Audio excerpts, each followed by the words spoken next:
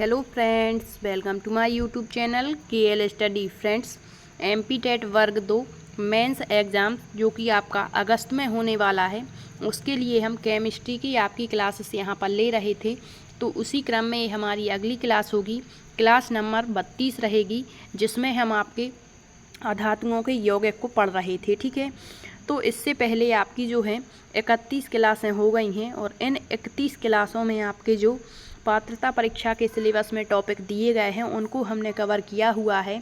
तो आप कहीं पर भी देखेंगे तो केमिस्ट्री का जो फर्स्ट चैप्टर होता है वो होता है मैटर, जिसे हम कहते हैं पदार्थ।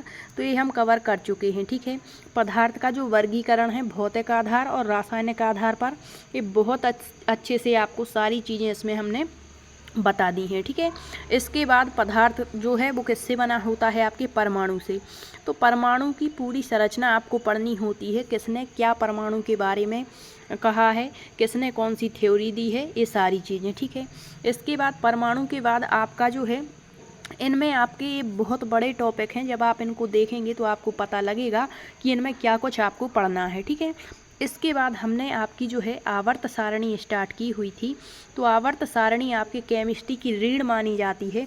यदि केमिस्ट्री में आपकी आवर्त सारणी बिल्कुल कन्फर्म है तो फिर आप यकीन मानिए आपकी केमिस्ट्री आपको बहुत अच्छे से समझ आएगी और बहुत अच्छा स्कोर आप केमिस्ट्री में कर पाएंगे।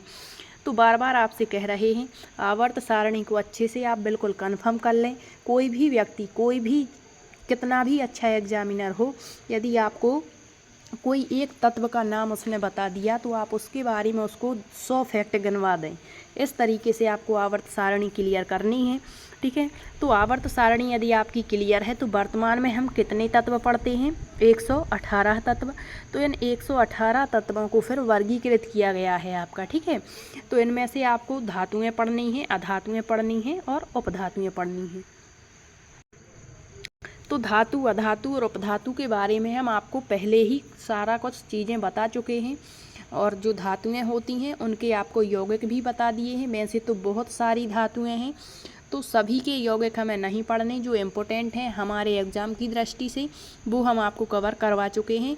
और आप पिछले एग्ज़ाम जो हो चुके हैं आपके वर्ग 2 के प्रीवियस ईयर क्वेश्चन, चाहे 2018 के हों या 22-23 के हों, आप उनको उठा करके देखना कितने सारे यहाँ से क्वेश्चन पूछे जाते हैं। ठीक है, तो यहाँ पर हम अधातुओं के बारे में पढ़ रहे थे। अधातु के बारे में बेसिक जानकारी आपको पिछले लेक्चर्स में दे चुके हैं। यहाँ पर हम अधातु और उनके यौगिक पढ़ रहे थे। तो अधातु के यौगिक की ये हमारी क्लास नंबर 3 रहेगी। ठीक है, क्योंकि जो अधातुएं हैं उसमें भी आपको सारे जो हैं यौगिक नहीं पढ़ने, जो इम्पोर्टेंट हैं वही आपको यहाँ पर पढ़ने हैं। तो अधातुओं में जो फर्स्ट हमारा लेक्चर हुआ था उसमें हमने आपको हाइड्रोजन के बारे में सारी चीज़ें बताई थी। यहाँ से बहुत सारे क्वेश्चंस बनते हैं। ठीक है, इसके बाद हमने दूसरे लेक्चर में आपका जो है हाइड्रोजन के बाद कार्बन, कार्बन बहुत ही इम्पोर्टेंट है। कार्बन के बारे में कल का लेक्चर आप देख लेना, हर चीज़ आपको बता दी है। कार्बन का कहाँ पर उपयोग होता, कार्बन के अपरूप क्या है, समस्थान क्या है, हीरा, ग्रेफाइट, कोयला, चारकोल, कोक के बारे में आपको सारी चीज़ें बताई हुई हैं। ठीक है, अब आज के सेशन में हम अगली जो आपकी अधातु है, नॉन मेटल है, वो है नाइट्रोजन। ये हमें पढ़ना है। नाइट्रोजन से फैक्ट के रूप में भी क्वेश्चन पूछ लिए जाते, कभी कभी पूछता हमारे वायुमंडल में कितने % नाइट्रोजन है। तो कई क्वेश्चन, जैसे नौसादार क्या है, इसके यौगिक से क्वेश्चन, नाइट्रस ऑक्साइड, हंसाने वाली गैस कौन सी है, नाइट्रोजन स्थिरीकरण जो आपके दलहनी जो है पौधे करते हैं, तो क्या वो डायरेक्ट वायुमंडल से नाइट्रोजन ग्रहण करते हैं या उसको परिवर्तित करते हैं, इसका पूरा एक चक्र चलता है। ठीक है, तो ये मोस्ट इम्पोर्टेंट है आपकी अधातु, जो आपके एग्ज़ाम में यहाँ से क्वेश्चन बनते हैं। ठीक है, अब एक बात और आपको यहाँ पर बता दें, आपके जो वर्ग 2 की वैकेंसीज़ हैं, चाहे साइंस की हों या सोशल साइंस की, जिनमें कम वैकेंसीज़ थी, तो आपने देख ही लिया होगा यहाँ पर 11,000 पदों की बात की गई है। तो इन 11,000 पदों के माध्यम से आपके विषय की भी वैकेंसीज बढ़ेगी, ये बिल्कुल 100% तय है। क्योंकि आपने पिछला जो पेपर कटिंग आई हुई थी उसमें देखा था साइंस के कितने पद शो हो रहे थे, 65 पद शो हो रहे थे। तो आप यकीन मानिए यहाँ पर आपके जो पद हैं वो ज़रूर बढ़ेंगे, बस आपको अपनी तैयारी बिल्कुल मजबूत करनी है। ठीक है, तो आइए आज के सेशन को हम स्टार्ट करेंगे। और एक और गुड न्यूज़ है आप सभी के लिए, आज ही जो है आपका कैलेंडर अपडेट किया गया है आप ESV की ऑफिशियल साइट पर जाएंगे तो वहाँ पर जो वर्ग 3 है, क्या है, वर्ग जो 3 है, इसकी पुनः से पात्रता परीक्षा आयोजित होनी है। कब होनी है? तो ये आपकी जो है सितंबर माह में होगी। ठीक है, सितंबर माह में। तो मात्र 2 महीने का समय इसके लिए है। जिसने भी पात्रता परीक्षा क्वालिफाई नहीं कर रखी है वर्ग 3 की, वो अभी से तैयारी स्टार्ट कर देना। ठीक है, पहले आप वर्ग 2 का एग्ज़ाम क्लियर कर लें, और जब आपका यहाँ पर किसी परिस्थितिवश या कारणवश आपकी तैयारी अच्छी नहीं हो पाती, या कुछ भी अलग अलग परिस्थितियाँ होती, तो आपको हार तो बिल्कुल माननी ही नहीं है। जो रेगुलर प्रयास करता है उसको सफलता ज़रूर मिलती है। ठीक है, तो देखिए आज के सेशन को हम स्टार्ट करेंगे। यहाँ पर नाइट्रोजन क्या है इसके बारे में चीज़ों को समझेंगे। तो नाइट्रोजन जो है फास्फोरस, आर्सेनिक, एंटीमनी और विस्मत को आधुनिक आवर्त सारणी के कहाँ रखा गया है? वर्ग 15 में रखा गया है। वर्ग 15 के तत्व प्रतिरूपी तत्व या सामान्य तत्व भी कहलाते हैं।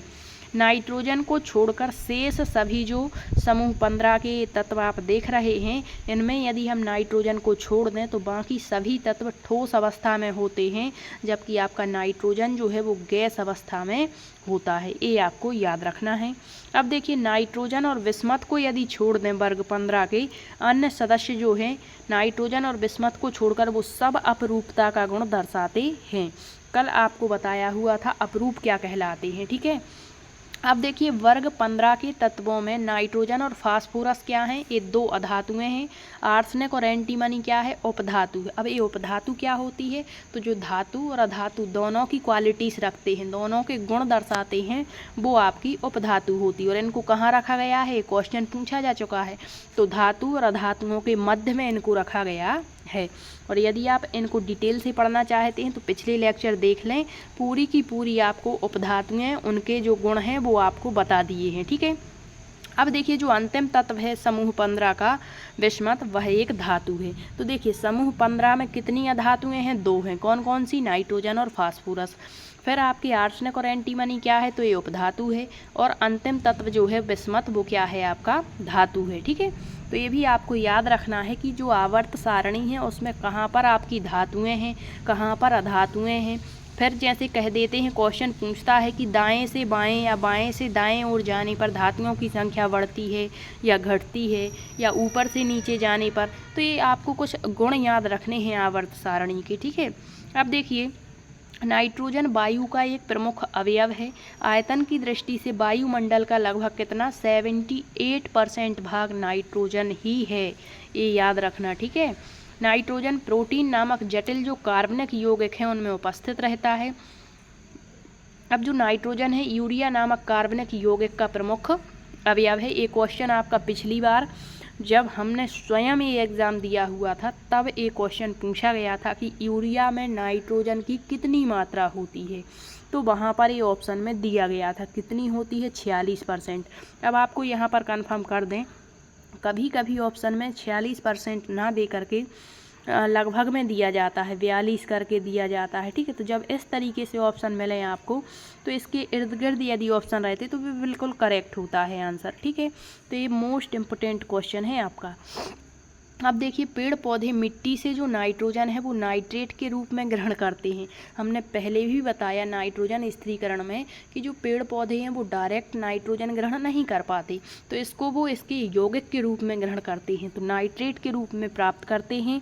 जीवधारी नाइट्रोजन को पेड़ पौधों से प्रोटीन के रूप में प्राप्त करते हैं। अब नाइट्रोजन के उपयोग देखिए कहाँ कहाँ पर किए जाते हैं। तो जैसे नाइट्रोजन का सबसे प्रमुख व्यापारिक उपयोग है अमोनिया के उत्पादन में, जो अमोनिया सल्फेट नामक उर्वरक बनाने में उपयुक्त होता है। हमें केमिस्ट्री में उर्वरक भी पढ़ने हैं, कौन से? नाइट्रोजनी उर्वरक हैं, यहाँ से क्वेश्चन बनते हैं। ठीक है, अब देखिए नाइट्रोजन विद्युत बल्बों में तथा उच्च ताप मापने वाले जो तापमापी हैं उनमें भरने के काम में भी आता है। तो ये उपयोग आपको मुख्य रूप से याद रखने हैं। फिर जो कृत्रिम गर्भाधान है उसके लिए बैल के वीर्य को द्रव नाइट्रोजन में रखा जाता है। अब देखिए नाइट्रोजन का यौगिकीकरण क्या होता है, तो यहाँ पर देखेंगे वायुमंडलीय नाइट्रोजन से उसके उपयोगी यौगिकों के बनने की क्रिया को नाइट्रोजन का यौगिकीकरण हम कहते हैं। क्या? कि जो वायुमंडल में हमें नाइट्रोजन मिलती है उससे उसके उपयोगी यौगिक बनने की जो क्रिया होती है, मतलब जो नाइट्रोजन है ये कई यौगिकों के रूप में पाया जाएगा, तो जो ये यौगिक बनेंगे यही पूरी जो प्रोसेस होती है वो क्या कहलाती है, यौगिकीकरण कहलाती है। नाइट्रोजन का यौगिकीकरण 2 विधियों से होता है, एक तो आपकी प्राकृतिक विधि और दूसरी हो जाएगी आपकी कृत्रिम विधि।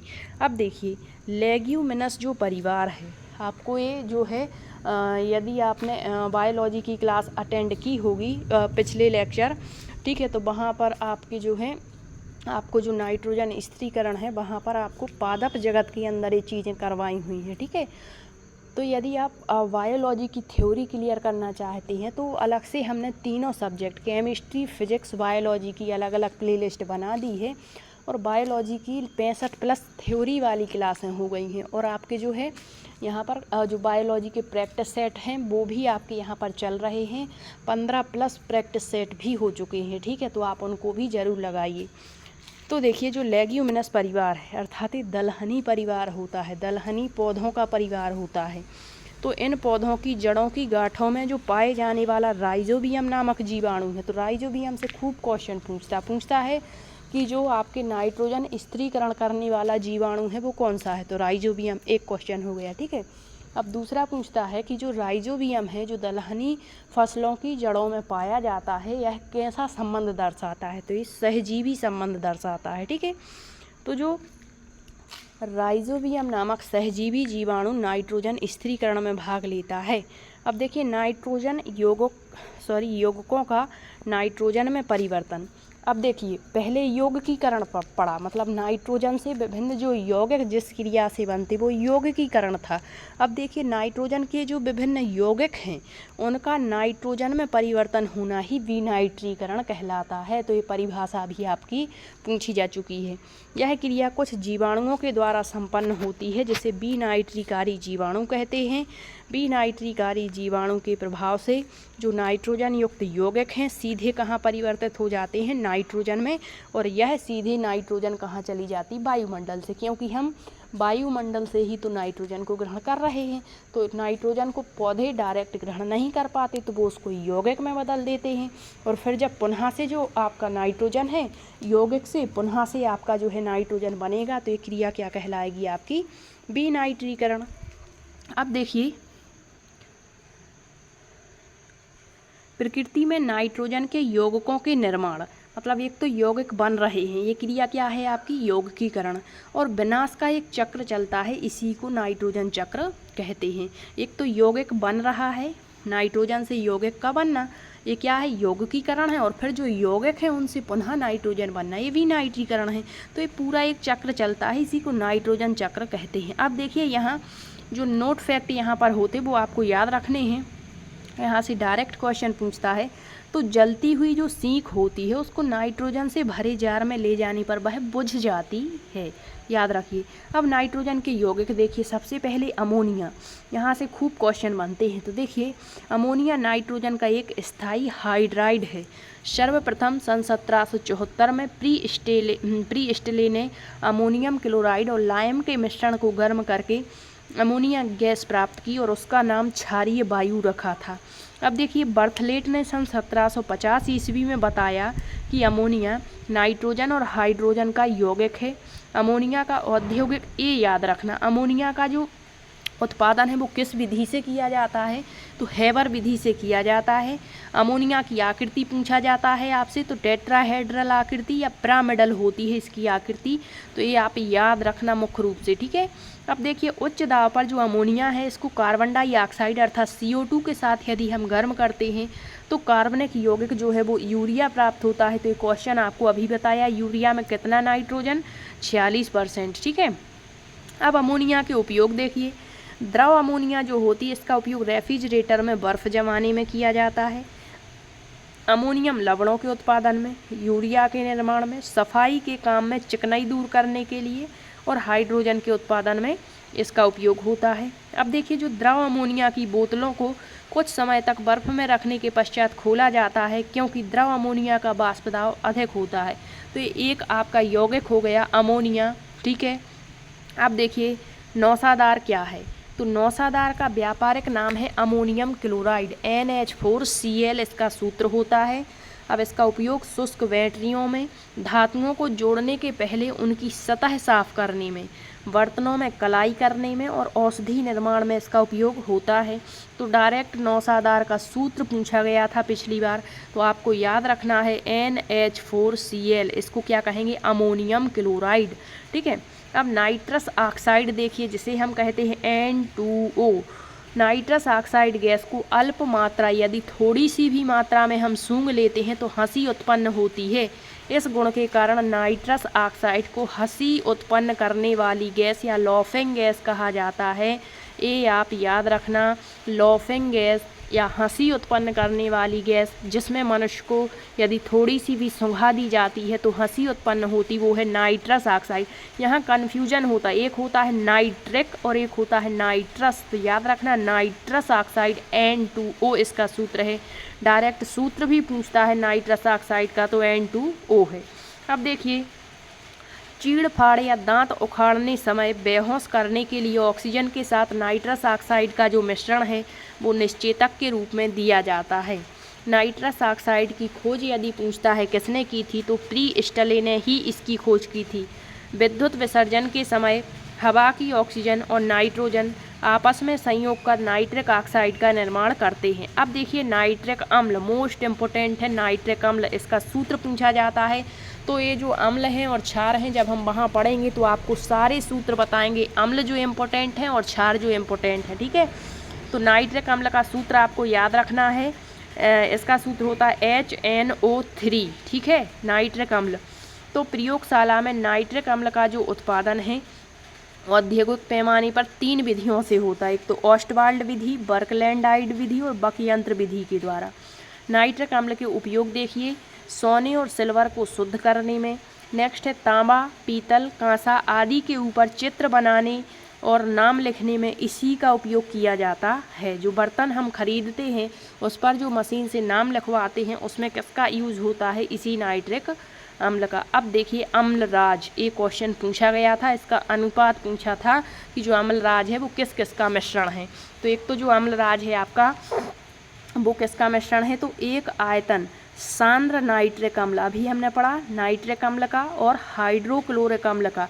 तो इसमें जो नाइट्रिक अम्ल है उसका कितना अनुपात है, 1 अनुपात, और हाइड्रोक्लोरिक अम्ल का कितना अनुपात है, 3 अनुपात। तो ये अनुपात पिछली बार पूछा गया था। तो एक तो याद रखिए कि अम्लराज किस किस का मिश्रण है, तो सांद्र नाइट्रिक अम्ल और हाइड्रोक्लोरिक अम्ल का है। तो इसमें नाइट्रिक अम्ल के कितने अणु हैं, 1, और हाइड्रोक्लोरिक अम्ल के 3 अनुपात। ठीक है। तो 1:3 के ये उल्टा भी पूछ लेता कभी कभी, इस तरीके से देगा आपसे और पूछेगा इसका अनुपात क्या है, या फिर ये सूत्र देगा और कहेगा ये किसको प्रदर्शित करता है। ऑप्शन में देगा अम्लराज को या अन्य ऑप्शन होंगे। ठीक है। तो याद रखना, तो 1 आयतन सांद्र नाइट्रिक अम्ल और 3 आयतन सांद्र हाइड्रोक्लोरिक अम्ल को मिश्रित करने पर जो मिश्रण बनता है उसी को हम क्या कहते हैं, एक्वेरेजिया या अम्लराज कहते हैं। और अम्लराज में सोना, प्लेटिनम आदि धातु भी घुल जाते हैं। अगला देखिए, नाइट्रस अम्ल। अभी हमने क्या पढ़ा था, नाइट्रिक, अब ये क्या है, नाइट्रस अम्ल। तो नाइट्रस अम्ल बहुत ही अस्थायी होता है। इसका कारण इस अम्ल को, मतलब इस कारण से इस अम्ल को बहुत कैसा है, अस्थायी है। तो इस कारण से इस अम्ल को आवश्यकता पड़ने पर ही बनाया जाता है। जो आपका नाइट्रस अम्ल है ऑक्सीकारक और अवकारक दोनों के गुण प्रदर्शित करता है। नाइट्रस अम्लों के लवण नाइट्राइट कहलाते हैं। ठीक है। तो ये आपका जो है नाइट्रोजन यहाँ पर क्लियर होता है।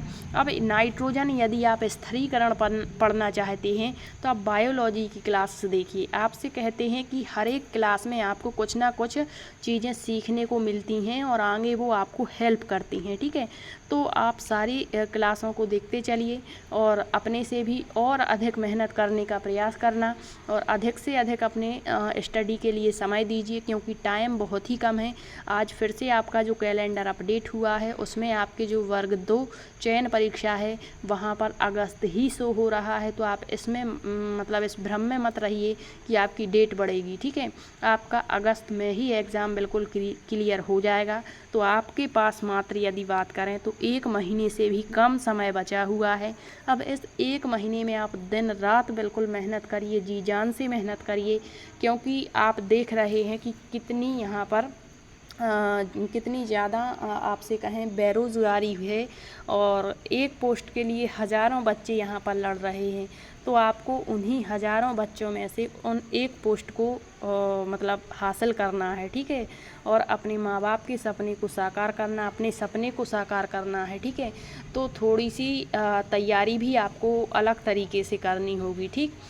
तो यदि आपको यहाँ पर जो चीज़ें हैं वो पसंद आती हैं तो वीडियो को शेयर भी कर दीजिए, और कहीं पर भी कोई भी डाउट आपका बनता है तो आप कमेंट्स के माध्यम से पूछ सकते हैं। और आप प्रैक्टिस सेट अधिक से अधिक लगाइए यदि आपकी थ्योरी क्लियर हो गई है तो, ठीक है। मिलते हैं अगले सेशन में, तब तक के लिए सभी का बहुत बहुत धन्यवाद।